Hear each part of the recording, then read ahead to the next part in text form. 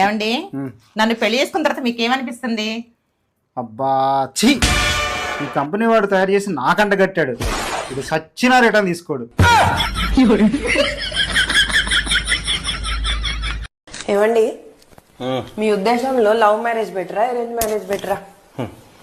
కాకరకాయను fry చేసిన, కాకరకాయను పులుసు పెట్టిన చేదు మాత్రం పోదు కదనే. పెళ్లి కూడా అంతే.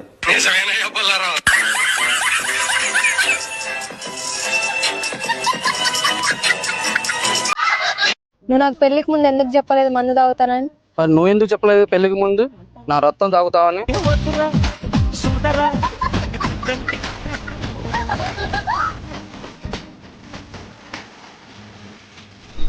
మీ ఇద్దరిలో ఎవరెక్కువ కోపపడతారు?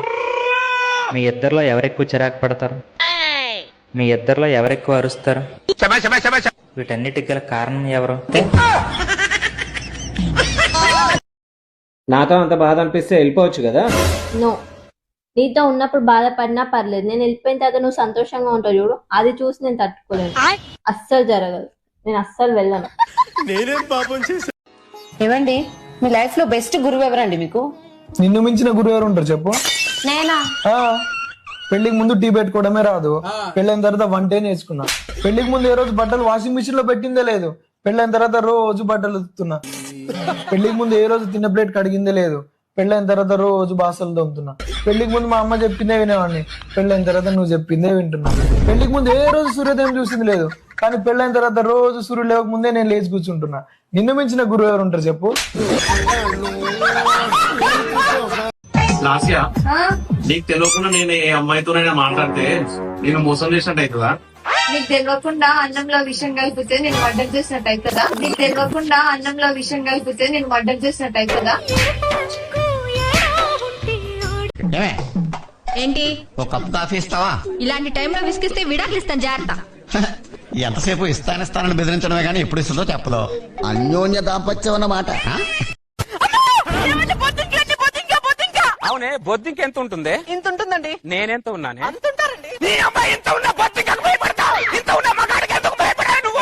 పెళ్ళైన తర్వాత ఆనందంగా ఉండడానికి ఒక సీక్రెట్ ఉంది. ఏంటండి అది? చెప్పాగా సీక్రెట్ అని, ఎవరికి తెలియదు.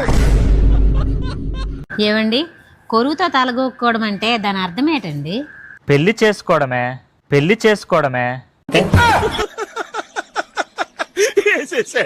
ఏమండి, మీ రెండో పిల్లం ఎక్కడుంది?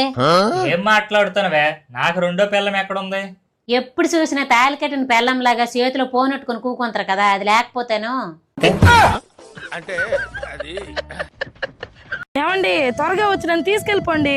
ఏంటే 10 రోజులు ఉండి వస్తా అని చెప్పి మీ అమ్మాళ్ళ ఇంటికి వెళ్ళావు, వెళ్ళిన 2 రోజులకే వస్తా అంటున్నావు. ఇచ్చి ప్రేమ దీనికి నేనంటే. ఏంటో అండి, వీళ్ళతో ఎంత గొడవ పడ్డా అంత మజా రావట్లేదు, మీరు రండి. అవునే, మగవాళ్ళు ఇన్ని రోజులు పెంచిన తల్లికి భయపడరు గాని నిన్నొచ్చిన పిల్లానికి భయపడతారు ఎందుకే? ఎందుకంటే తల్లి కంటుంది, పిల్లమేమో కొంటుంది. ఇంతకీ తల మీద ఏం పడ్డదమ్మా, ఇంత పెద్ద దెబ్బ తగిలింది? అన్నం తిన్నప్పుడు పొలమారాడండి, ఎంగిల్ చేతితో కొట్టడం ఎందుకని పక్కనే ఉన్న ముంతతో కొట్టాను. నాకు అప్పుడప్పుడు అనిపిస్తుంది, నేను ముందు నిండే గయ్యాలా లేక మా ఆయన పెళ్లి చేసుకున్నాక గయ్యాలని అయ్యానా అని. ఇది భలే ఉంది అబ్బా.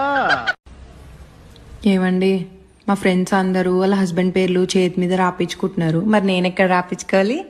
మీ నాన్న ఆస్తి పేపర్ మీద రాయించరాదు?